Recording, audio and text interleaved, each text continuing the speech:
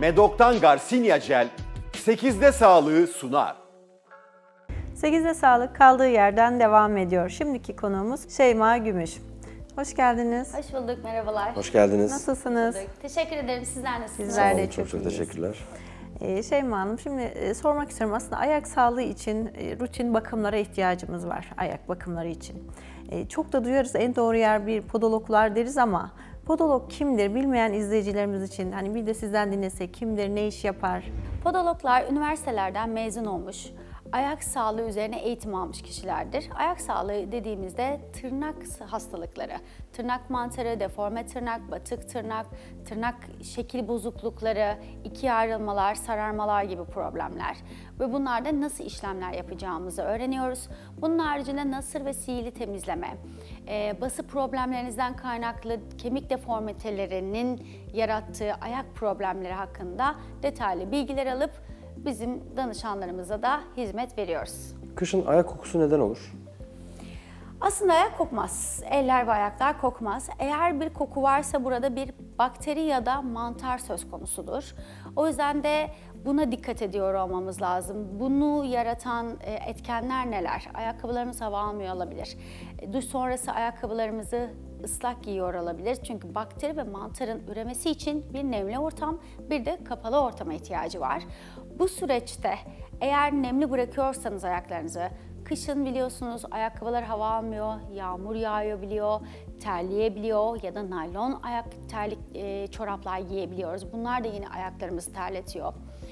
Ayağımızda herhangi bir yara oluşumu olabilir daha öncesinde. Bunlar da yavaş yavaş bakterinin oluşmasına, bakterinin mantara dönüşmesine neden olabiliyor.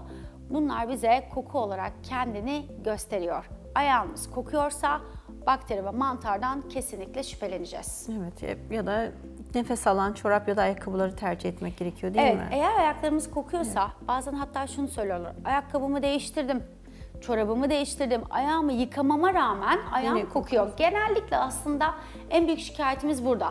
Daha ne yapayım oluyor. İşte bu süreçte ayakkabılar o kadar çok içeride mantar var ki ayakkabılarınızı değiştirseniz bile bir hijyen ortamı sağlamadığınız sürece o ayakkabı tekrardan kokacaktır. Hele ki iş yeri size ayakkabı vermişse ya da kendi ayakkabınızda belki 2-2 değiştirseniz dahi o 2 gün 3 gün ayakkabınızın havalanması için yeterli olmayabilir. Eskiden ayakkabılarımızı biz kapının önüne koyardık, dışarıya koyardık. Şimdi artık alıyoruz ayakkabıyı, dışarıda tutmak yasaklandı ya da çalınıyor biliyorsunuz bir şekilde.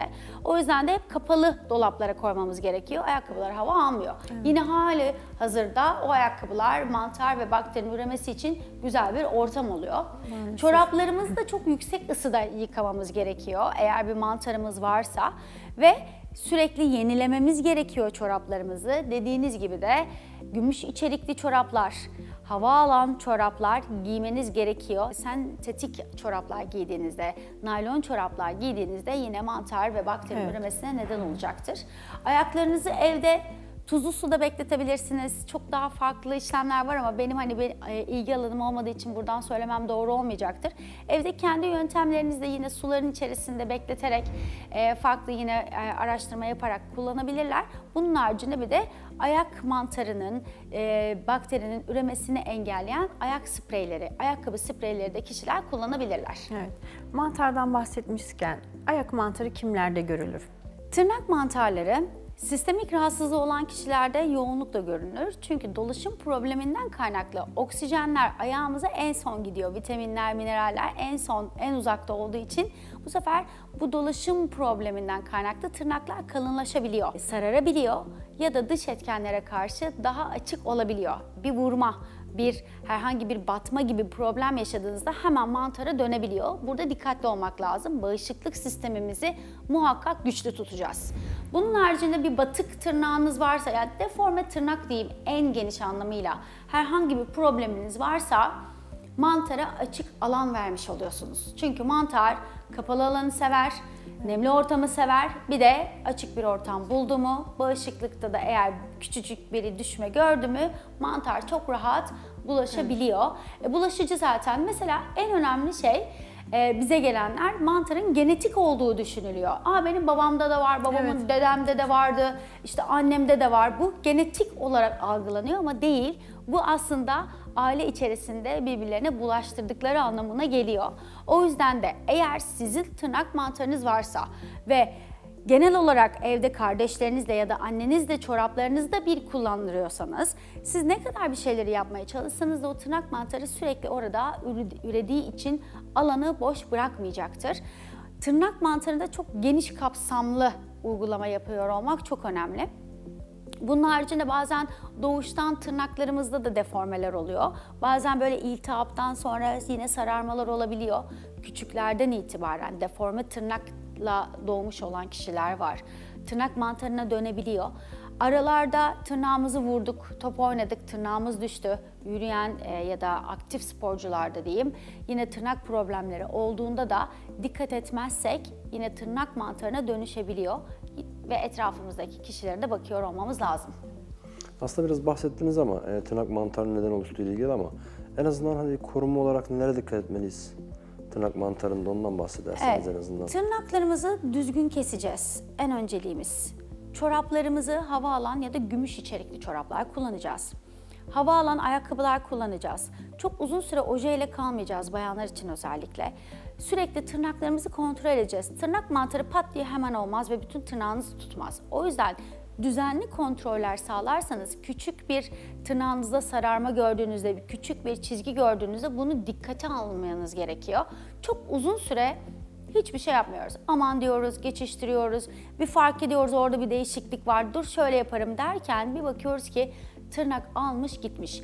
Hele ki tırnak yatağından başlayan tırnak mantarları çok daha uzun süre toparlanması çok uzun süre alıyor. O yüzden de bunlara dikkat ediyor olmanız lazım. Çoraplarınızı gün içerisinde değiştirebilirsiniz. Ayakkabılarınızı havalandırmanız gerekir. Eğer abdest alıyorsanız ya da duştan sonra hemen çorap giymeniz gerekiyorsa fön makinesiyle ayaklarınızı, parmak aralarınızı da kurutun. Çünkü hepsi birbirini tetikliyor. Başka neler yapabilirsiniz? Ya, önemli olan doğru bir ayak bakımı da yaptırıyor olmanız lazım. Her şeyin hijyen olması gerekiyor. Mesela benim çok önem verdiğim bir şey, yaptırdığınız bütün ayak bakımında her şeyin paketli, steril olması gerekiyor. Bunlara da önem vermeniz gerekir tırnak mantarına bulaşmamak için. Peki tırnağımızda bir değişiklik fark ettik ama bunun mantar olup olmadığını nasıl anlarız? Aslında test yaptırmanız gerekir. Genellikle testlerde bazen tam net sonuç alamıyor olabiliyoruz. Genellikle bu şekilde oluyor. Dermatologlarımız bu konuda daha net söyleyeceklerdir. Çünkü çok fazla tırnak hastalıkları üzerine görüyorlar ve baktığınızda aslında ne probleminiz var? Sararmalar nasıl olmuş? Büyüyor mu? Hani çünkü tırnak mantarını sararmış tırnakla karıştırabiliyoruz. Hatta çok daha farklı sistemik rahatsızlıklardan kaynaklanan tırnak problemleri tırnak mantarı ile karıştırılabiliyor. Burada önemli olan kişinin sağlık geçmiş öyküsü. Kişi zaten size anlatacaktır. Eğer tırnaklarınız kof kof dağılıyorsa, altı artık böyle kahverengimsi, yeşile kaçık, biraz daha siyahımsı bir renk almışsa, gittikçe ilerliyorsa ve kalınlaşma söz konusuyla tırnak mantarından şüphelenmeye başlamamız gerekiyor. Hatta geç bile kalmışız. O zaman dermatoloğa gidebilirsiniz. Biz kendimiz yaptığımız işlemlerde dermatologdan farklı olarak, çünkü dermatologlarımız lokal solüsyonlar veriyorlar ve ayrıca ağızdan ilaç veriyorlar. Şimdi bize gelmelerinin kişilerin nedeni ağızdan ilaç kullanmamaları ya da kullanamıyor olmaları. Eğer doktora gittiğinizde tırnak mantarınız varsa size ağızdan ilaç vermeden öncesinde karaciğer tetkikleri yaptırıyor. İhtiyacınız olduğu zamanı belirlemesi gerekiyor ve bu sefer de karaciğeriniz nasıl, iç sistemikler nasıl, ilaca nasıl tepki verecek, bu çok önemli. Eğer doktorumuz size veremiyorsa diyor ki siz gidin tırnaklarınızı temizlettirin, bu şekilde işlem yapalım diyorlar. Ya da ilaçla birlikte de gidiyoruz. Çünkü biz mekanik temizlik yapıyoruz tırnakta. Mantarlı olan bölgeyi temizliyoruz. Gözle görülür yeri temizliyoruz ama bazen o kadar kronikleşmiş ya da bir şekilde hızlı sonuç almak istiyoruz, bir şekilde etki almak istiyorsak yine multidisipliner doktorlarımızla çalışarak hem ağızdan ilaç, hiç olmazsa 6 ay kullanacağınızı 1 ay bile inanılmaz etki yaratıyor çünkü. 1 ay mekanik temizliklerle birlikte ilerleyebiliyorsunuz. Kendi içinde yayılan bir şey diyebiliriz mantar için o zaman. Tabii ki. Küçük bir parça kaldığında dahi büyüyebiliyor. Böyle bir durum var. Saniyede milyonlarca üreyen bir mantardan bahsediyoruz ve çok daha fazla çeşitleri var. O yüzden çeşitleri de değişiyor. Yani Tırnak mantarının çeşitleri ayrı. Zaten durumundan anlaşılıyor. Beyaz renkli olanlar da var. Hani onlar çok nadir olur. En kandida çeşidi mantar. Çok daha geçtir onun düzelmesi. Ya da bir baktığınızda yemyeşil bir mantar gördüğünüzde bu aslında bakteriyle karışmış bir mantardır. O zaman daha da dikkatli olmak lazım. Bu gibi durumlarda muhakkak bir uzmana başvurmakta fayda var. Evet, bir dermatologla birlikte yol almak en Kesinlikle. sağlıklısı değil mi aslında? Peki tırnak mantarı uygulama yöntemleri nelerdir? Tırnak mantarını biz tamamen mekanik temizlik yapıyoruz. Bizim cihazlarımız vakumlu cihazlar.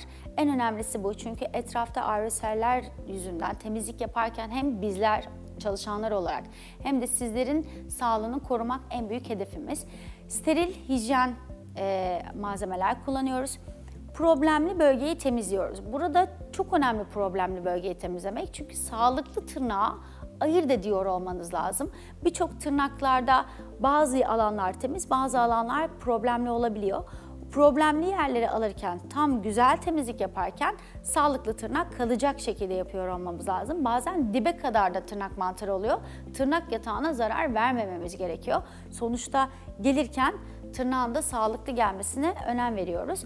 Bunun haricinde tırnak mantarlarında biz podotaping uygulaması da yapıyoruz. İleri seviyede bir tırnak mantarı ise tırnak yatağının şekli de bozuluyor ve küçülüyor. Buraya açma işlemi yapıyoruz. Podotaping bir bandımız bizim. Eti dışarıya doğru çekme işlemi yapıyoruz. Kapanan et yavaş yavaş, tabii kişiler kendileri evde düzenli olarak yapacaklar bunu. Yavaş yavaş açarak hem tırnak yatağını düzeltmeyi hedeflerken hem de tırnağın sağlıklı bir şekilde gelmesini hedefliyoruz. Bu bir kerede olan bir uygulama değil. Ayda bir geleceksiniz ya da 3 haftada bir ya da 1,5 ayda bir. O kişinin, yine uzmanın belirlediği süreç bizim için önemli. Solüsyon kullanmanız gerekiyor. Düzenli geldiğinizde bir şekilde kontrol altına alabiliyorsunuz. Maalesef mekanik temizliğin tedavi olduğu düşünülüyor. Bu tedavi değildir mekanik temizlik. Sizin kişilerin tırnak mantarının tedavisine bir başlangıçtır. Çünkü tedaviyi kişiler evde kendileri yapacaklar. Bizim mekanik temizlik yapma amacımız tedavinin hazır olması içindir. Temizlik yaptıktan sonra solüsyon süreceksiniz. İşte o ayakkabılarımıza bakacağız, çoraplarımıza bakacağız. Günlük biraz önce konuştuğumuz gibi ayaklarımızı kuru tutacağız. Hijyenine dikkat edeceğiz. Değişiklik olup olmadığını gözlemleyeceğiz. Bunlar bizim tedavi yöntemimiz. Eğer gerekli görülürse de ağızdan ilaçla destekleyebilirsiniz. Genellikle lokal solüsyonlar, mekanik temizlik ve evde bakımlarınızla kontrol altına alabiliyorsunuz diyebilirim. Evet, işin büyüğü hastanın kendisinde oluyor Kesinlikle. artık demek. Evet. Çok teşekkür ediyoruz. Ağzınıza çok sağlık. teşekkürler. Ben teşekkür Gerçekten ederim. Çok keyifli bir sohbetti. 8'de Sağlık'ta bugünkü konuğumuz Şeyma Gümüş'tü. Kendisiyle ayak sağlığı hakkında sohbet ettik. 8'de Sağlık kaldığı yerden devam ediyor. Medok'tan Garcinia Jel 8'de sağlığı sundu.